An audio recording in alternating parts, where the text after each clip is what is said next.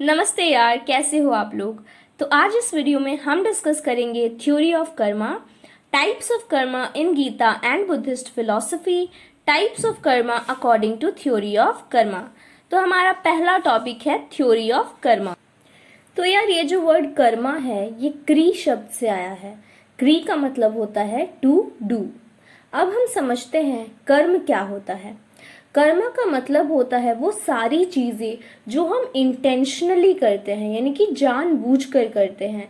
जैसे कि आप अगर किसी का पेन गलती से घर लेके आ जाते हो स्कूल से, तो वो चोरी नहीं कहलाएगा, वो आपका बैड कर्मा नहीं होगा, क्योंकि वो आपने जानबूझकर नहीं किया, इंटेंशनली नहीं किया, वो गलती से आ गया। पर वहीं अगर आप जानबूझकर चोरी के इरादे से किसी का पेन लेके आते हो तो वो चोरी होगा और वो आपका बैड कर्मा होगा। सो कर्मा वो है जो हम इंटेंशनली करते हैं। तो हम कर्म समझ चुके हैं। अब हम देखते हैं थ्योरी ऑफ कर्म क्या होता है।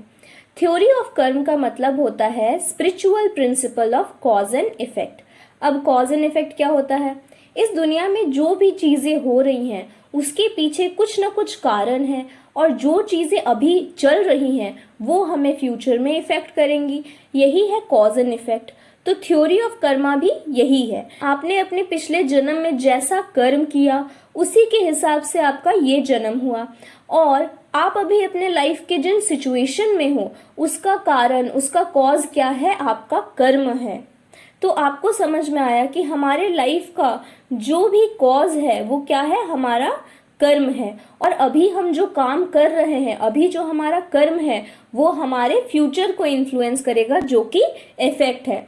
सो आपको समझ में आ गया कि कैसे theory of Karma cause and effect है। थ्योरी ऑफ कर्मा के हिसाब से हमारे लाइफ में जो कुछ भी हो रहा है उसका कारण, उसका कॉज सिर्फ और सिर्फ हम हैं और हमारे पिछले कर्म है। थ्योरी ऑफ कर्मा हमें ये सिखाती है कि कैसे हमारे कर्म और उस कर्म से हमारे लाइफ में होने वाले इफेक्ट के लिए हम खुद जिम्मेदार हैं, ना कि कोई और। हम अच्छा करते हैं, हमारा कर्म अच्छा होता है तो हमारा रीबर्थ भी अच्छा होता है, और हमारा कर्म बुरा होता है तो हमारा रीबर्थ भी बुरा होता है। एक इंसान अपने कर्म को चूज कर सकता है पर उसके रिजल्ट को नहीं, क्योंकि कर्म हम करते हैं और रिजल्ट हमें भगवान देते हैं। बुद्धिस्ट फिलॉसफी के हिसाब से दो तरह के कर्म होते हैं, आक्षत कर्म और अनाक्षत कर्म।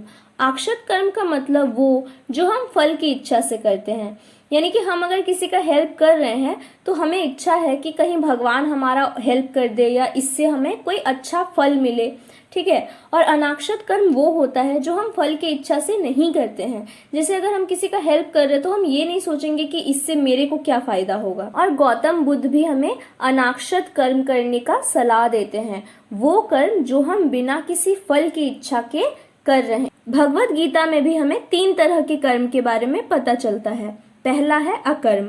अकर्म का मतलब जब हम कुछ नहीं कर रहे होते हैं, जैसे सोए हैं या टीवी देख रहे हैं, जब हम आलसीपना कर रहे हैं वो अकर्म है।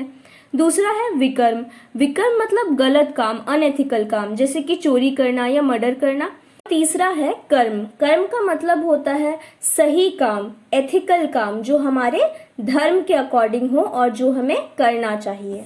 लास्ट टॉपिक है कि थ्योरी ऑफ कर्म के हिसाब से 3 तरह के कर्म होते हैं, संचित कर्म, प्रारब्ध कर्म और क्रियमाण कर्म। अब संचित कर्म का मतलब क्या होता है? तो एक इंसान, एक प्राणी बहुत बार जन्म लेता है और उन सारे जन्मों में वो कुछ न कुछ कर्म करता है। तो हमारे पिछले सारे जन्मों का जो इकट्ठा किया हुआ अच्छा और बुरा कर्म है वही संचित कर्म है या एक्यूमुलेटेड कर्म है। तो पिछले सारे जन्मों का जो कर्म जमा किया हुआ है वही है संचित कर्म।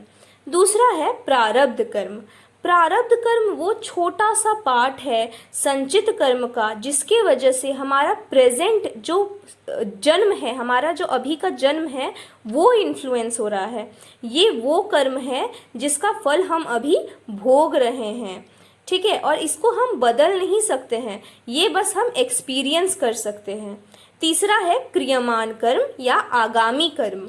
इसका मतलब होता है कि जो काम हम अभी कर रहे हैं, जो कर्म हम अभी कर रहे हैं वो क्रियमाण कर्म है और इसके फल हमें फ्यूचर में मिलेंगे। तो यार ये topic theory of Karma exam point of view से भी बहुत इंपॉर्टेंट है, क्योंकि काफ़ी बार क्वेश्चन पूछा जाता है कि what do you mean by theory of Karma.